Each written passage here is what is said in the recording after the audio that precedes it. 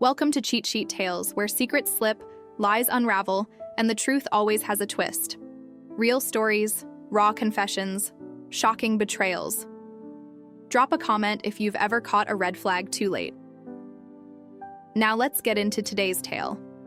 My parents told me, "We're not paying for you to chase some silly dream," but my cousin got a $10,000 grant from them to open a boutique.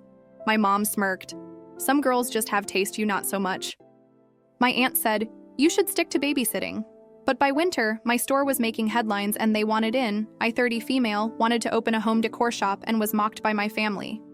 Meanwhile, my cousin, 29 female, was given $10,000 by our parents to open a fashion boutique. She failed. I succeeded, and now my family is trying to rebrand history and include themselves in my hard work. Not sure how to set boundaries without blowing up the family.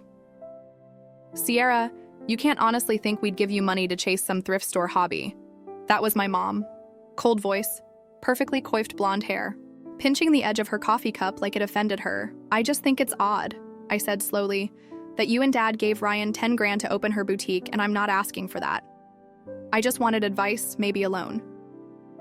My Aunt Nina, sitting beside my mom, waved a perfectly tanned hand. "Sweetheart, some girls have a sense for business. You have a good heart, but this..." She gestured toward the Pinterest board on my laptop. "This is better as a hobby. You'd do better sticking to babysitting or one of those little weekend markets." That conversation was 2 years ago. It replays in my head like a scene from a play I never auditioned for but was forced to star in. And now, as I sit here running a successful vintage and upcycled furniture store with headlines, media attention, and weekly sold-out inventory, those same voices are back. Except now they want a piece of the pie. I grew up in Charleston, South Carolina, the kind of place where status is in the details. The way you arrange your shrimp and grits, the monogram on your tote, the creak of old porch wood under your heels. My family was well off. Not old money, but enough to vacation in Hilton Head every spring. And enough for my cousin Tessa to go to Parsons and come home talking about color theory and Parisian textiles like she'd invented them. I was different. I was the hands-on one, the one who fixed wobbly chairs and repainted junk furniture from curbsides. I never had shiny internships or high heels. I wore jeans with paint stains and browsed Habitat for Humanity race store on weekends. My parents, Gavin and Marina, tolerated me. That's the word for it. I wasn't the problem child, but I was the invisible one. Their investment was always in. My cousin Tessa, blonde, polished, and always poised. My mom used to say, "Ryan's got that natural flair for business." You know, when Tessa said she wanted to open a boutique, they all lit up like the 4th of July. "Downtown Charleston is perfect for your vision," my aunt gushed. "Your taste is so sophisticated." A week later, they announced she had received a $10,000 family grant to get started. I remember the way my mother looked at me after. She didn't gloat openly, but the corners of her mouth twitched with something close to satisfaction. When I asked if I could pitch my idea, a small store in North Charleston selling restored vintage furniture and handmade decor, she let out a single cutting laugh. "Some girls just have taste," she said. "You not so much." That one stayed with me. I wasn't even asking for 10 grand. I was asking if I could borrow a fraction, just enough to lock down a cheap lease and maybe buy some tools. But I got no's, just polite rejections and offhanded insults that cut deep. So I did what I had to do. I sold my car, I cashed out a modest 401k from a job I left when the burnout got too real. I moved into a studio apartment that backed up to a Waffle House where I could hear drunk laughter through the walls at 2 a.m. I took a risk on a rundown storefront near Park Circle. Nothing fancy. Old floors, peeling paint, and water damage. That made my stomach sink. But the rent was manageable and the landlord liked me enough to give me the first 2 months half off. I called the place Camden Revival. A blend of my name and the word I held on to like a lifeline. Revival. For the next 6 months, I lived like I was broke. Because I was. Every spare cent went into paint, tools, sandpaper, nails, and Facebook Marketplace finds. I went to estate, sales, garage cleanouts, and junkyards. I learned how to tell real mahogany from veneer, how to fix dovetail joints, and how to use a heat gun to strip 30 years of paint off a dresser. I recorded everything. I didn't try to make it pretty, just real me, sweating through my t-shirt in the Carolina summer, cursing under my breath while trying to rewire a lamp. I found for $3 at first. I had maybe 50 followers, mostly friends, acquaintances, a few DIY people who liked the raw look. But then a TikTok of me transforming an old vanity went viral, 500,000 views. Then another. My Instagram jumped from 300 followers to 7,000 in 2 weeks. Suddenly, people were DMing me to reserve pieces before they even hit the shop floor. I was driving out to Asheville and Savannah just to hunt for inventory. I hired a part-time assistant, Javier, a guy I met at a paint store who knew more about staining wood than most YouTubers. Then came the media attention. A Charleston Gazette reporter stopped by after seeing one of my videos. They wrote a piece titled "The Vintage Visionary: Breathing Life into Charleston's Discards." I had no idea it would make the front page of their lifestyle section. That's when the call started. First, it was Nina, my aunt. She sounded cheerful, like we hadn't spoken since the boutique conversation. "Ryan's boutique has been quiet," she said casually. "She's thinking of doing a pop-up. Maybe you could let her use a corner of your store, just a small thing you could both benefit from." I felt my chest go tight. I said, "I'm not doing pop-ups right now. Store is pretty packed." She replied, "Well, I just thought it'd be nice to support each other, you know, family helping family."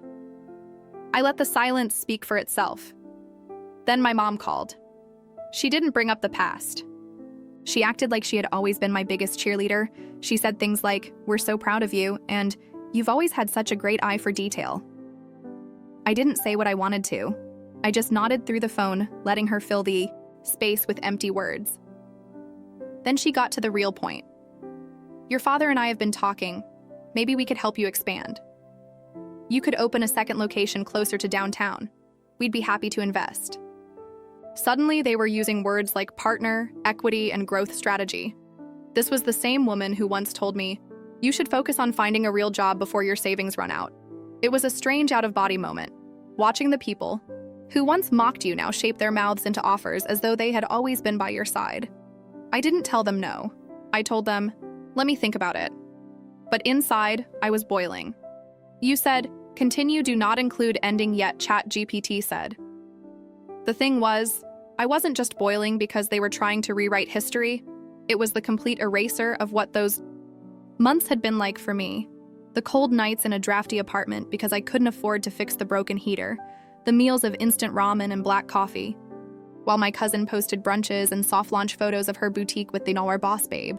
The near breakdown I had after my first customer returned a piece and left a nasty review because the distressed finish looked dirty. I didn't forget those things.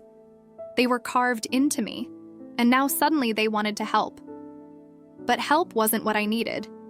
It was what I had begged for when it would have mattered. And they had turned their backs. No loan, no support, not even encouragement, just quiet disapproval and a deep belief that I would fail. It wasn't just about the money, it was about trust, or the lack of it. My cousin's boutique had closed quietly a few weeks earlier. No announcement, just a deleted Instagram page and a closed for renovation sign that never came down. She had gone radio silent. According to a mutual friend, she had taken up part-time social media consulting and was considering going back to grad school. The same family that praised her entrepreneurial spirit now whispered about how the location wasn't right, how the city was oversaturated, and how not everyone understands Charleston's retail landscape. Excuses none of which they offered me. When I risked everything, and now they wanted in on my risk, my reward. The store had become something real, tangible. Camden Revival wasn't just a space, it was a community. People came in and told me stories about their grandmother's old buffets or asked for help refinishing inherited furniture. It wasn't about aesthetics, it was about connection. I thought back to one night in particular, maybe 2 weeks before I opened.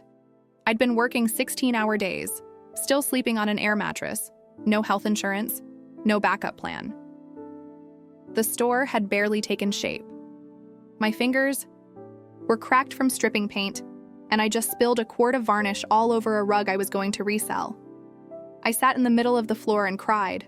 Not just cried, sobbed, because I thought I'd made a massive mistake. I thought they were right. But the next morning, I went back to work. I cleaned up the mess, flipped the rug into a floor cushion, and kept going. That version of me, the one on the floor, broke and exhausted and alone, deserves every ounce of what I'd built. And now that things were turning, I had to protect her. It wasn't that I didn't want a relationship with my family. Deep down, a part of me still ached for some kind of understanding from them, or at least accountability. Not even an apology necessarily, just a moment of recognition. That they had been wrong, that they dismissed me, that they had played favorites and doubled down on it when I was already struggling. But that wasn't coming. Instead, I got phone calls about strategic investments and expansion opportunities and how the family name could really lend legitimacy to the brand. That part almost made me laugh. Legitimacy from the people who used to wrinkle their noses at the way I dressed, who told me that working with my hands was beneath the kind of life I could have had if I just stuck with a normal job. I took a few days and didn't return calls. I focused on the store, which was busier than ever. The weekend workshops I started hosting had waiting lists. People were signing up to learn how to refinish nightstands or how to rewire lamps. I even partnered with a local community college to lead a short course on sustainable home design.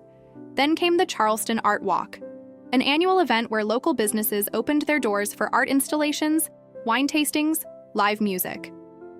I transformed the entire front of the shop into a living room built entirely from found restored pieces. Every item had a tag showing its origin, saved from the landfill, pulled from an attic, rescued from flood damage. People loved it. Local media showed up again. A short segment ran on Channel 5 News. That same week, I received a text from my mother. "Saw your interview on TV. You looked so professional. Let us know when you're free to talk." Professional. That word again, the one they only started using when other people validated me. I didn't answer.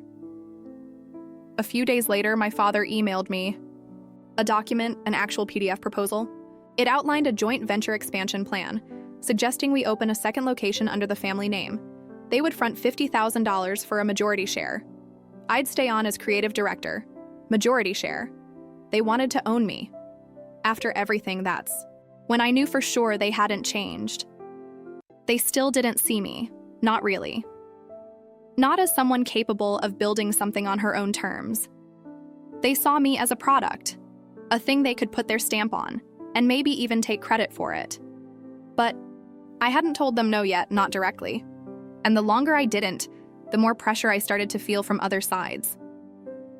My younger brother Evan called me one night. He's not involved in any of the family dramas. He's a nurse in Asheville, far removed from Charleston's social grind. "You thinking about taking the deal?" he asked, after I vented for 10 straight minutes. "No," I said. "But I also don't want to start a war." "Cam," he said gently, "they already started it. When they chose someone else over you and never looked back.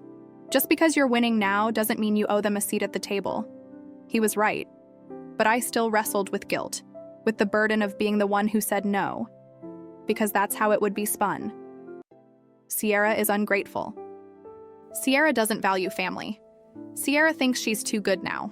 None of that would be true, but that wouldn't stop them from believing it or saying it. Still, I owed it to myself and to every part of me that had clawed her way here, to make a choice. A real one. Because success isn't just about what you build, it's also about what you protect. You said continue up to the ending. It must be satisfying revenge ending without death and cruelty. ChatGPT said, "I spent another week thinking about the proposal, not because I was considering it. No part of me wanted to sign over what I built, but because I wanted to be sure I didn't want my decision to come from spite. I wanted it rooted in clarity, in boundaries, in truth. That truth was simple. They didn't believe in me until other people did. They hadn't shown up for the hard part. They didn't cheer for me when I was sleeping on an air mattress, or when I burned through the last of my savings buying salvaged wood. They showed up when the cameras did. So I wrote an email. Not a dramatic one, not emotional or bitter, just honest. To Gavin and Marina Anders, subject Camden Revival, Dear Mom and Dad, thank you for your recent message and the investment proposal. I've taken time to read it carefully. I want to be clear. Camden Revival is something I built from the ground up without support, loans, or encouragement from anyone except a handful of close friends and customers who believed in me when I was just getting started. While I understand that you now see the value in what I've created, I am not interested in giving up any ownership, equity, or control of my business. I'm proud of what I've done, and I plan to continue growing it independently. I also want to acknowledge something that's been unspoken for too long. When I first brought my vision to you, I wasn't just asking for money. I was asking for your belief in me. What I got instead were dismissals, comparisons, and hurtful comments that hurt. And no, success doesn't erase that. I wish you both well, and I hope in the future we can rebuild a personal relationship that isn't tied to control, ownership, or business. But for Camden Revival, this door is closed. Warmly, Sierra. I didn't expect a response, but my mom replied 2 days later with a short message. Disappointed, but we understand. We only wanted to help. Good luck. That was it, and I finally exhaled. I don't think I ever realized just how heavy their silence had been until I stopped needing their voices altogether. The funny part? The more public the store got, the more people started reaching out. Customers, press, bloggers, home decor. YouTuber with over 1 million subscribers featured my shop in a video and gave me a shout-out. A regional magazine named Camden Revival, one of the top 10 must-visit boutiques in the Southeast. I even got invited to do a pop-up collaboration with a major hotel in Savannah, redesigning one of their lobby spaces with fully upcycled furniture, and the icing on the cake. A month after that email, I got a call from the Charleston Small Business Alliance. They were planning their annual entrepreneur showcase. Each year, they selected one local founder to be honored with the Visionary of the Year award. They chose me. The event was held in a ballroom downtown. White tablecloths, local press, mayor in attendance, and on a small stage under a chandelier. I stood with a mic in my hand, giving a speech about resilience, creativity, and the importance of believing in your own voice when no one else does. And in the audience, second row, stone-faced, trying to look composed, were my parents. I hadn't invited them, but someone had posted the event flyer on Facebook, and I guess curiosity got the better of them. I looked right past them as I spoke, not coldly, just honestly, as if they were just more faces in the crowd. I finished the speech with this. This store started with sandpaper, glue, and a few pieces of broken furniture no one wanted. The people who showed up for me, they saw something worth saving, and that's the kind of support you never forget. You build with that. You grow from that. Applause, the kind of applause that hums through your chest, that wraps around every cracked piece of you and stitches it back together. I left the event that night with a bouquet of flowers and 3 potential investors, whom I politely declined. I didn't look for my parents afterward. They never approached me. That was the last time I saw them in person. It's been nearly a year since then. Camden Revival has doubled in size. I now have a second space, not in downtown Charleston, but in Columbia, where rent is better and the community even more eager. I'm mentoring 3 young women who want to start their own furniture flipping businesses. I started a podcast with a friend about sustainable design, and we just hit 50,000 downloads. As for Tessa, she reached out once, a DM that read, "Hey, I've been thinking of starting a little interior styling business from home. Would love to pick your brain sometime if you're open to it." I didn't respond, not because I was bitter, but because sometimes the best thing you can do is focus your energy where it matters. Success was never about proving anyone wrong. It was about proving myself right. That right there was the real revenge. Not rubbing their noses in it. Not screaming, "I told you so." Just thriving, flourishing, growing beyond them and never needing their approval.